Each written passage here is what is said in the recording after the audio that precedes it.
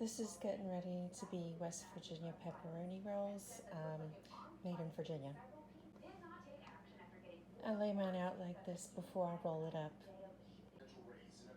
Now I'm going to cut and separate and seal it back up to bake. Just like that.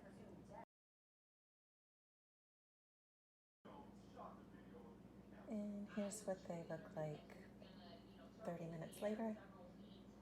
Oh, maybe it was 40. And here are my pepperoni rolls. I keep for a few days. Keep everybody happy. They're just delicious.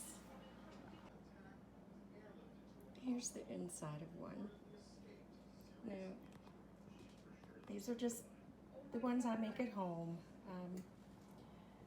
If you go to West Virginia and get one, they're all a little different from each store you go to, but these work for me. This is so good.